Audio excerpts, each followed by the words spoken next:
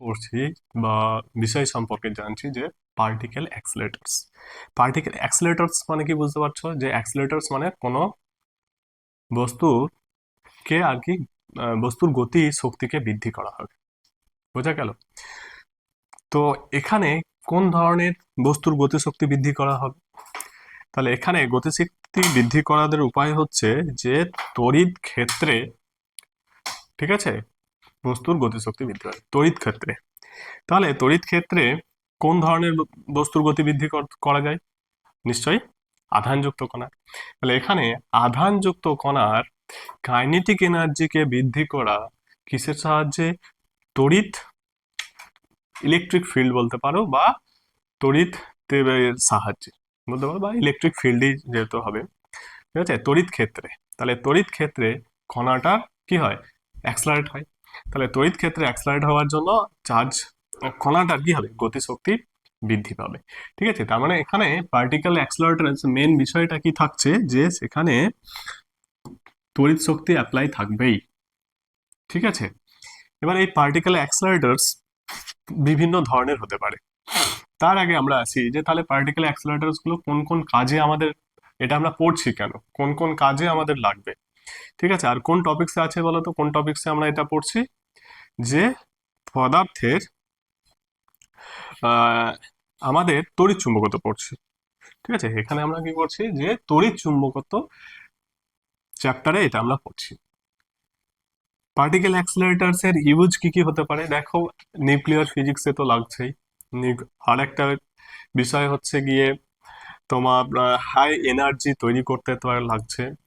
তারপরে পার্টিকেল ফিজিক্সে লাগছে। তারপরে মেডিকেল সায়েন্সেও পার্টিকেল অ্যাক্সিলারেটরের ইউজ আছে। তারপরে হচ্ছে অ্যাটমিক ফিজিক্সে লাগবে, অ্যাস্ট্রোফিজিক্সে লাগবে, তারপরে রেডিও বায়োলজি থেরাপিতে লাগবে। তাহলে বুঝতে পারছো এর হিউজ অ্যাকচুয়ালি ইউজ আছে, মানে এটা একটা বিশাল টপিকস। ঠিক আছে, তো এই টপিকস এর মধ্যে আমাদের যে সিলেবাসে আছে সেটা হচ্ছে সাইক্লোট্রন। তাহলে আমরা আজ সাইক্লোট্রন পড়বো। তাহলে আমরা বুঝতে পারলাম যে পার্টিকেল অ্যাক্সিলারেটরস এর ইউজ গুলো কি।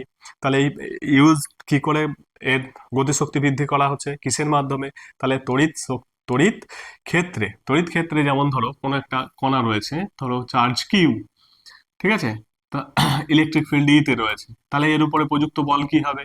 তাহলে এ ফিজিক্যাল টু কি হয়? কিউই, এটা আমরা জানি। হ্যাঁ, তাহলে এ ইজিক্যাল টু কি হয়? কিউই। এবার কণাটার ভর থাকবে কিউই বাই এম। তাহলে এখানে সবসময়তেই অ্যাক্সেলারেশন, এই অ্যাক্সেলারেশন থাকবে। তড়িৎ ক্ষেত্র যতক্ষণ থাকছে, হ্যাঁ, ততক্ষণই কিন্তু এ অ্যাক্সেলারেশনে থাকবে। তাহলে এ বেগে অ্যাক্সেলারেট হতে থাকবে।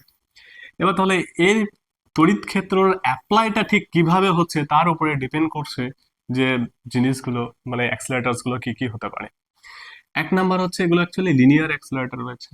ঠিক আছে, যেমন ধর হচ্ছে ককক্রফট অ্যাক্সিলেটর আছে, ভ্যান্ডিগ্রাফ, যেটা ভ্যান্ডিগ্রাফ তোমরা ওই ইয়েতে পড়েছো, যে ওই ক্যাপাসিট্যান্স চ্যাপ্টারে পড়েছো, ওখানে ভ্যান্ডিগ্রাফ যন্ত্র আছে। তাহলে ভ্যান্ডিগ্রাফ যন্ত্রটাও কেউ হচ্ছে গিয়ে একটা পার্টিকেল অ্যাক্সিলারেটর, কারণ ওখানে একটা উচ্চ বিভব তৈরি করা হয়। হ্যাঁ, উচ্চ বিভবের মধ্যে দিয়ে তার মানে হাই ইলেকট্রিক ফিল্ড তৈরি করা হয় এবং আধানকে চলে। এবার ওই হাই, ওটার আছে যে হাই উচ্চ বিভব কিভাবে, হাই ইলেকট্রিক পোটেনশিয়াল বা উচ্চ বিভব কি করে তৈরি করা হচ্ছে, তার ওখানে ভ্যান্ডিগ্রাফের ডিটেলস এ রয়েছে। ঠিক আছে, তো ওই বিষয়গুলো আমরা যাব না। আমাদের বিষয়টা হলো গিয়ে কি, আজকে আমাদের সাইক্লোট্রন নিয়ে বিষয়টা জানবো। সাইক্লোট্রন, তাহলে সাইক্লো কথাটা আসছে মানে কি হচ্ছে? সাইক্লো মানে এখানে দেখো একটা বৃত্তীয় গতির কিছু একটা ব্যাপার আছে। ঠিক আছে, সাইক্লো টাইপের, সাইকেল একটা আছে, মানে একটা চক্রাকারের ব্যাপার এখানে থাকছে। সাইক্লোট্রন আছে, বিটাট্রন আছে, এগুলো কি সবই পার্টিকেল অ্যাক্সিলারেটর। ঠিক আছে, তারপরে হলো গিয়ে তোমার সিঙ্কো সাইক্লোট্রন আছে, আবার সিঙ্কোট্রন আছে। ঠিক আছে, সিঙ্কো সাইক্লোট্রন আর সিঙ্ক্রোট্রন। তাহলে এই এই সব জিনিসগুলো কি করে? যে পার্টিকেলকে অ্যাক্সলারেট করতে পারে। এবার আমাদের সুবিধা অনুযায়ী বা অনুযায়ী বিভিন্ন সাইক্লোট্রন আমাদের ইউজ করা হয়। তো বেসিক যেটা হচ্ছে আমাদের সেটা হলো সাইক্লোট্রন। ঠিক আছে, আর সেই সাইক্লোট্রনটা ফার্স্ট যে বেসিক স্ট্রাকচার সেটা তোমাদের আজকে আমরা ডিসকাস করব। কেমন হচ্ছে সেটা? দেখো একটা সাইক্লোট্রন মানে পার্টিকেল অ্যাক্সেলারেট করতে গেলে কি কি থাকবে। তাহলে একটা সিম্পল পিকচারটা আগে আমরা দেখে নিই। কোনটা সিম্পল পিকচার হচ্ছে, দেখো এইটা হচ্ছে সিম্পল পিকচার। ঠিক আছে, তাহলে সাইক্লোট্রন কি বলতো একটা, তাহলে হচ্ছে কি কি করে এটা, কি করে যে গতিশক্তি বৃদ্ধি করে, কণিকা ত্বরণ যন্ত্র, মানে কণার কণিকা ত্বরণ যন্ত্র মানে হচ্ছে কি পার্টিকেল অ্যাক্সেলারেটর। পার্টিকেল অ্যাক্সেলারেটরের মিনিং হচ্ছে কণিকা ত্বরণ যন্ত্র। তাহলে দেখো এখানে, তাহলে চার্জ পার্টিকেলকে কে ঘোরাতে পারে বলো তো, সে চার্জ পার্টিকেলকে কে ঘোরাতে পারবে?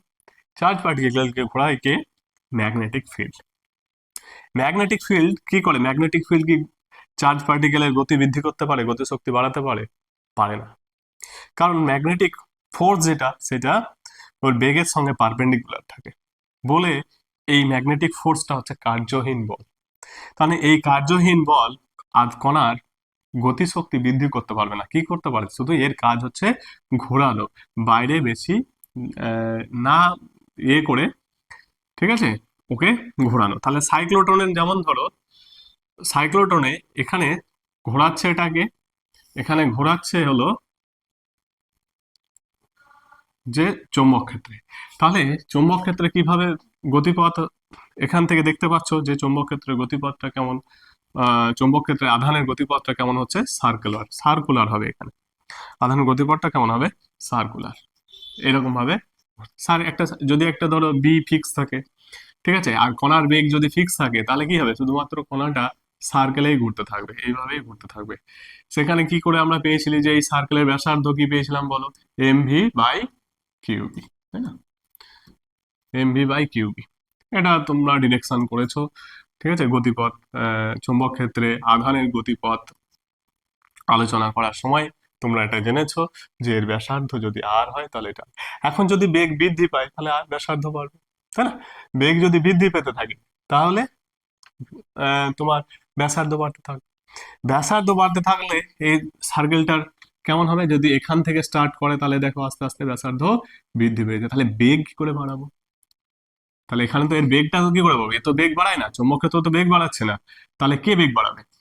তাহলে এখানে নিশ্চয়ই একটা তড়িৎ ক্ষেত্র তৈরি থাকবে। তাহলে এই তড়িৎ ক্ষেত্রটা কিভাবে দেওয়া যাবে? তাহলে এই তড়িৎ ক্ষেত্রটা দেওয়ার জন্য দুটো ডি শেপের যন্ত্র থাকে, মানে শেপের, ডি শেপের দেখো দুটো ফাঁকা স্থান থাকে, এইটা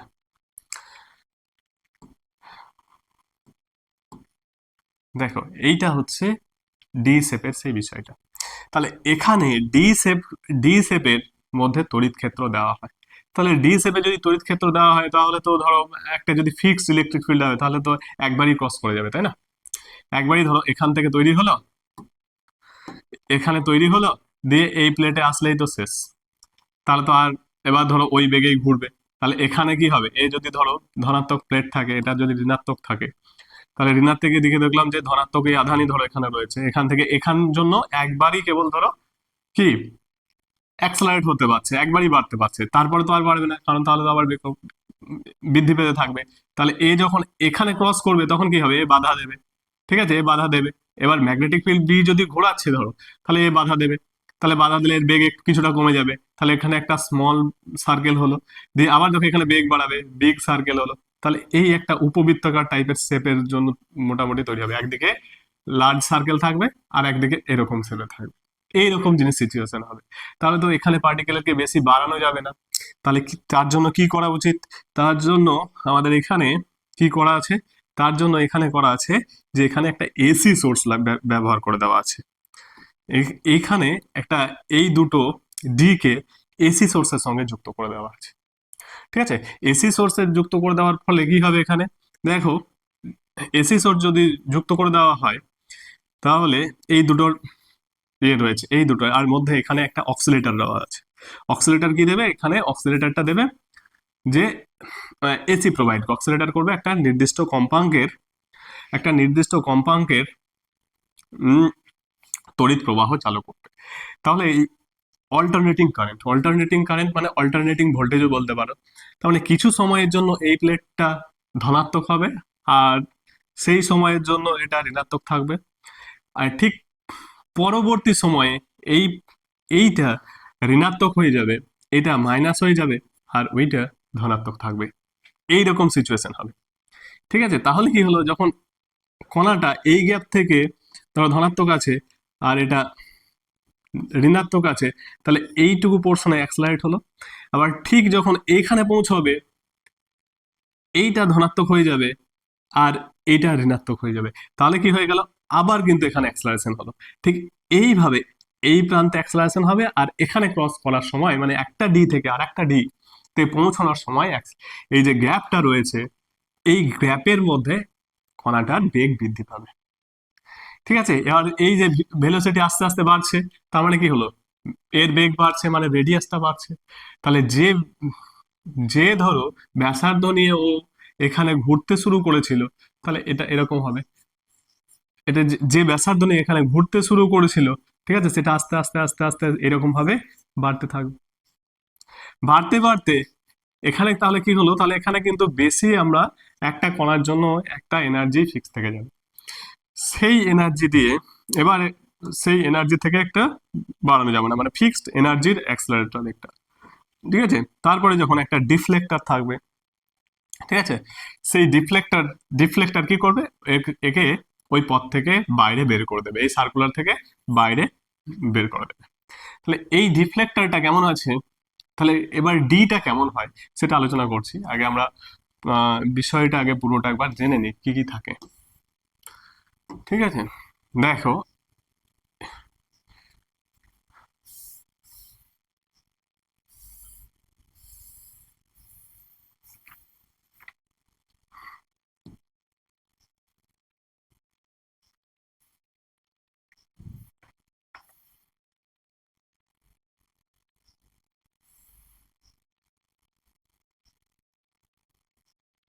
ঠিক আছে, এখানে পিকচারটা ভালো করে বোঝা যাচ্ছে নাকি একবার দেখো, পিকচারটা ভালো করে বোঝা যাচ্ছে? বেশ, আমি তাহলে একটু জুম করে দিচ্ছি।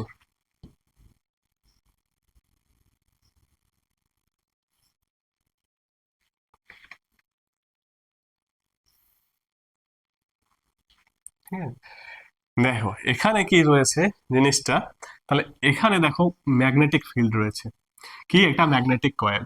এই ম্যাগনেটিক কয়েলের একটা পোল হবে, এখানে আর একটা ম্যাগনেটিক কয়েল রয়েছে, এই ম্যাগনেটিক কয়েলের এখানে আর একটা পোল থাকবে।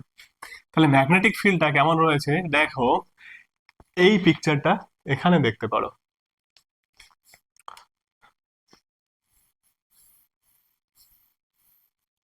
সাইক্লোট্রনের কি পিকচার রয়েছে এখানে,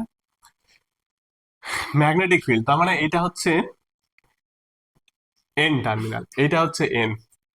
ঠিক আছে, এন থেকে এস, এই টার্মিনালটা মানে এই যে প্রান্তটা ম্যাগনেটের, এই ম্যাগনেটের এটা হচ্ছে এস প্রান্ত আর এটা হচ্ছে এন প্রান্ত। এর মধ্যে ইলেকট্রিক ফিল্ড গুলো কেমন থাকবে, এরকম থাকবে, সরি ম্যাগনেটিক ফিল্ড গুলো, ম্যাগনেটিক ফিল্ড গুলো এরকম ভাবে থাকবে। এখানে একটা সুষম ম্যাগনেটিক ফিল্ড তৈরি হবে, যেমন এই পিকচারে দেখো দেখানো রয়েছে, ম্যাগনেটিক ফিল্ড তৈরি হয়েছে।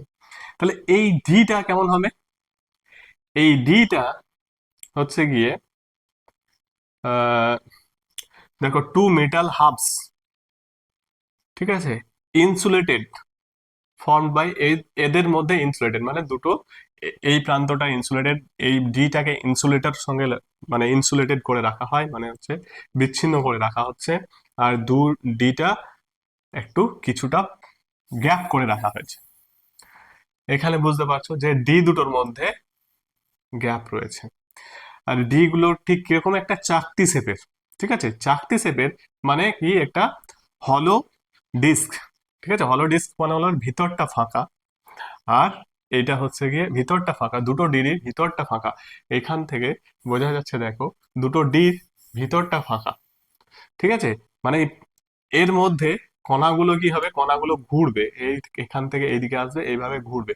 যে এবার ব্যাসা ওর জন্য তো, ঘোরার জন্য তো স্পেস চাই, তাহলে স্পেস হলে পরে ডিটাকে কিন্তু ফাঁকা রাখতে হবে। ডিটা তাহলে কেমন হবে বুঝতে পারছো, মানে ধরো ওই আহ, কিছু ঠিক সেলিকল টাইপের যে কৌটোগুলো হয়, তাহলে ওই সেলিকল টাইপের কৌটোগুলোকে যদি মাঝ বরাবর এইভাবে যদি কেটে দেওয়া হয়, কেটে যদি কিছু সেপারেট ডিস্টেন্সে রাখা হয়, দিয়ে ধরো তড়িৎ ক্ষেত্র চালু করা হচ্ছে, তাহলে ওইটাও কিন্তু সেই এই ডিটার সিচুয়েশন, ডিটা ঠিক ওরকম টাইপের। ওকে, আশা করি বুঝতে পেরেছো কি বলতে চাইছি। ঠিক আছে, এর মধ্যে কি থাকে, এই ডির মধ্যে মানে পুরো পুরো সিস্টেমের, ঠিক আছে, এই এই পুরো সিস্টেমের মধ্যে এই পোর্শনটা সাইক্লোটনের যে ডি পোর্শনটা, এই ডি পোর্শনটাকে খুব শক্ত হতে হয়, কারণ সেখান থেকে গ্যাসকে বের করে নিতে হয়। মানে এর মধ্যে নিম্ন চাপ তৈরি করা হয়। নিম্ন চাপ কেন তৈরি করা হয়, তাহলে আমরা কি যে কণাটা, ঠিক আছে, যে আহিত কণাটা, আধানযুক্ত কণাটা ঘুরছে ওর মধ্যে, সেটা যেন কারোর সঙ্গে কোলাইড না করে, কারোর সঙ্গে ধাক্কা না খায়। তাহলে যদি নর্মাল নর্মাল প্রেসারে কি থাকবে, নর্মাল প্রেসারে সেখানে তো বাতাস থাকবে, তাহলে বাতাসে তো অনেক কণা থাকতে পারে, সেই কণাগুলোর সঙ্গে কোনো, এবার ধরো ধাক্কা তো খাবার প্রবাবিলিটি অনেক থাকবে, তাহলে আমাদের সেইভাবে রিয়াকশন করতে পারবো না বা আমাদের অ্যাপ্লিকেবল করা হবে না। তাহলে এখানে কি করতে হবে, যে এখানে খুব নিম্ন চাপে রাখা হয়, মানে অ্যাকচুয়ালি বায়ু শূন্য স্থানও করতে বল, মনে করো বায়ু অনেকটা, বায়ুকে টেনে নেওয়া হয়, ঠিক আছে, বায়ুকে টেনে নিয়ে নিম্নচাপে রাখা হয়, মানে বায়ু যাতে সেখানে বায়ু শূন্য, অলমোস্ট বায়ু শূন্য রাখা হয় আর কি, যাতে কোনো এই কণাটা, যে কণাটা ওর মধ্যে ঘুরছে, সে যেন ধাক্কা না খায়। দিয়ে তারপরে দেখো এই পোর্শনে একটা ডিফ্লেক্টর প্লেট ইউজ হবে, যে ডিফ্লেক্টর প্লেট কি করবে, ও একটু ভিতর, যে রেডিয়াসের মধ্যে, যে বাইরে যে রেডিয়াসটা পাচ্ছিল, সেই রেডিয়াস থেকে ডিফ্লেক্ট করে বাইরে বের করে নিয়ে চলে আসবে। ঠিক আছে, বাইরে বের করে নিয়ে আসে এই পোর্শনে দেখো, ঠিক আছে, বম্বার্ডমেন্ট, এখানে লেখা আছে বম্বার্ডমেন্ট চেম্বার।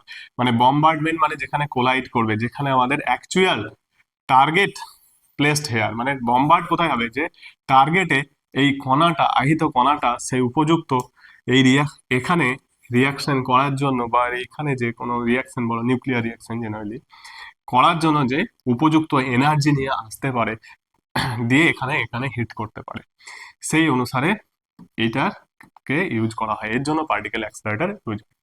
দেখো এখানে ডিফ্লেক্টর প্লেট রয়েছে, পিকচারে দেখো এই পোর্শনটা দেখো কি রয়েছে, এ দেখো ডিফ্লেক্টর প্লেট আছে। তাহলে ডিফ্লেক্টর প্লেট কে করছে, যে এটা যদি পজিটিভ চার্জ হয়, পজিটিভ চার্জের জন্য, তাহলে এখানে নেগেটিভ চার্জকে দিতে হবে, নেগেটিভ চার্জ দিতে হবে, ঠিক আছে। এবার তাহলে এটা কি হলো, ডিফ্লেকশন প্লেট, এই প্লেটকে বলা হচ্ছে ডিফ্লেকশন প্লেট। ডিফ্লেকশন প্লেট এই সার্কেলের, যে সার্কেলে ঘুরছিল, তাকে কি যখনই এই পোর্শনে আসবে অ্যাট্রাক্ট করে নেবে, অ্যাট্রাক্ট করে নেওয়ার সঙ্গে সঙ্গে কি হলো, তাহলে এ আর এই পথে ঘুরলো না, এই দিকে চলে আসে টার্গেটে, এই টার্গেটে এসে হিট করবে। এইটা হচ্ছে, এখানে কি থাকে তাহলে, এইখানে দেখো পাথটা দেখানো হচ্ছে সার্কুলার পাথ, আর এটা দেখো উইন্ডো, যে উইন্ডো দিয়ে ওই কণাটা বেরিয়ে আসতে পারবে। জিনিসটা বোঝা বোঝা গেল। তাহলে উইন্ডো থেকে পুরোটাই, তাহলে ভ্যাকিউম কতটা অংশে থাকবে, তাহলে এই পুরো ডি প্লাস যেখানে চেম্বারটা, বম্বার্ডমেন্ট চেম্বার, পুরোটাতেই কিন্তু নিম্নচাপে রাখা থাকবে। নিম্নচাপে মানে বাতাসকে, এখান থেকে যে গ্যাস বের করা হয়েছে, এই গ্যাসটা বের করিয়ে মিনিমাম বাতাসে রাখা হয়। তাহলে পুরো জিনিসটা তোমরা সাইক্লোট্রন সম্পর্কে আইডিয়া পাওয়া গেল তোমাদের।